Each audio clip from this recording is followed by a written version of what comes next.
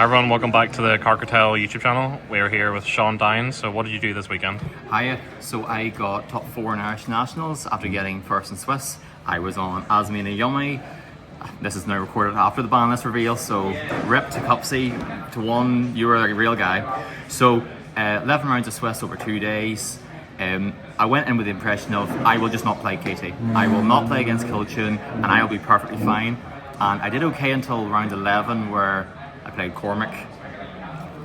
Luckily won the dice roll, he bricked game 2, so it was a nice one, and then he got the revenge kill top 4. Apart from that then, matchups are just like Branded Draco, Tail, Fire King, Pure Metsu. A lot of old format decks. The only sort of new decks were, there was one, I think it was round 6 was against Elf Notes, and then round 10 against Dynes. But yeah, apart from that there, I have to say the deck played great considering sort of what I was preparing for, especially with the likes of KT running around. I just sort of went with the attitude of I'll just not play against it, and it worked out well in the end. So 42 card main deck. First up, the Yummies, 3 Marshmallow, 3 Cupsy, Rest in Peace, my little guy, Cookie, Lollipo, and then just the 3 spell cards. Like the Cookie in the main, the assists in the side deck, I think it just gave a decent balance between sort of playing first, playing second, without sort of loading the deck up with any bricks. Drew Minion rounds 9 against Striker, so I was able to bluff the play. I needed to make the Croaky to pop the back row and then just slap down Minion and then went for game. But yeah, Yummy, great guys, love them, have them since release. I'll miss them, but I'll probably go back to them at some point. Raw in pieces. I will go then Azamina, so yeah, 3 Daybell Star, 3 Wanted, Deception, Souls, LZ, Hallowed. No gaze. No gaze, it just was another brick and I didn't really have space in the extra deck. I valued Moo in the extra deck more for Deception making a 1 card combo. Souls was drawn cracked the entire weekend. I was drawing non-engine, I was drawing solemns. Just honestly, Souls draw probably one of the best things about this deck. I think if I had to play this going forward, I know sort of acknowledging KT, I would say Azamina is probably the way to go. Just because you have that many more different lines into Yummy combo compared to like Fiendsmith. But yeah, just even the fact you get 2 Omnis negates on top of combo, just it's great. And then apart from that, it's just standard pair of striker cards. Would usually set out the end gauge going second just to have the space for the extra non-engine. Camellia just carried, it just gave you that one last push through a lot of interactions. Maybe in that 3rd, 4th interaction playing in their turn, it just was great. In terms of non-engine, I want to keep it as broad as I could, just because I didn't know what I was really going to be up against. So I just went 3 Ash, Prulia Folos, double Veiler, double Droll, double Ogre, double Bale, the triple Imperm and the single Callby. I have to say, non-engine felt amazing the whole weekend. I can't really say anything bad against it. Ghost Ogre was great into Doomsday, Elf Note, would happily keep it in there. Bell was probably the weakest of the lot, but I still think it was needed. I can't really say anything bad about it. And yeah, the 4 Chummies probably felt good in terms of just sighting patterns.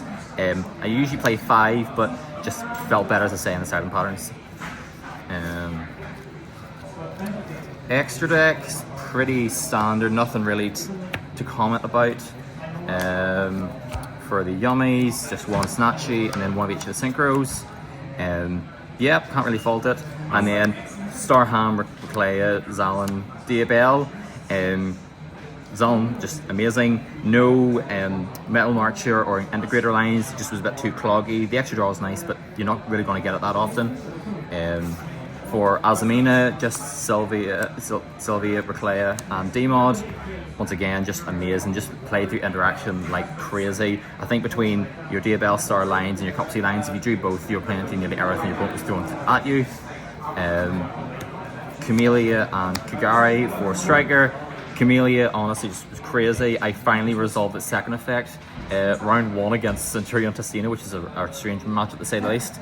Game 3 sent this off a droplet to negate a level 10 Testina card, and then went grave effect to send the grave. So yeah, can't really comment on that. And then last 2 are SP and Almirage. Probably I would say SP was maybe the MVP of the side deck the whole weekend, the extra the whole weekend. I would just go for sort of half kill pushes, clear their board, not deal any damage directly, and then go SP to banish the likes of the Doomsday Trap, the Elf Note Rhapsodia, and just puts them on a situation that they have maybe 2 cards in hand and I've got 4 or 5 interactions. Yeah. And then side deck, main go first side-ins were Lollipop, Talents, Crossout, Solemn, and then Assist. With Assist, I would say it's great in theory, I did great in testing, and it really helped playing around the likes of draw boards or Fulos lines. I can't say result as much as I would like it to, but I think the sheer presence of it on the board forced your opponent to make certain interactions which you wouldn't ordinarily have to do. So honestly, I think it was a great addition to the side deck, and I'm glad I put it there instead of the main, just as I say, for more consistency's sake. Apart from that then, 2 Neb, only really came up against Memento round 8 and then the top 8 against Magnets. It came up, it did the job, can't really say much about it. Got the last 2 Perulias, and then the sort of play into KT and Doomsday for more board breaker style. I did side in the Eclipse and the Droplet. Didn't play as much Doomsday as I'd like to. I have to say it was probably one of those matchups I was prepared for. But yeah, worked out well in the end. But yeah, that's really everything about the list. Side deck, alright, maybe could on some last minute changes, but I'm happy with how it ended up. Yeah, I mean, you can't complain, top 4 nationals. Exactly, and even second nationals going back-to-back tops over the moon, and just a cherry on top getting the first in Swiss. Deck's not dead, but it is now. Yes. So are we just going to drop the deck after the ban list, or...? I'll see how things go. I'll probably play about with it a little bit in local, see if we can do anything with it. In fairness, the consistency hasn't really changed much with the deck in terms of actual lines, but you're playing a lot worse in the interactions compared to like a normal summon Lollipop to what a Cupsy could do. But yeah, apart from that, like you've still got 1 Cupsy synchro, so you can still play. Yeah. No more buying 2 Cupsy synchros? No. We're not afraid of Crackle Rip. But yeah, apart from that, big shout outs.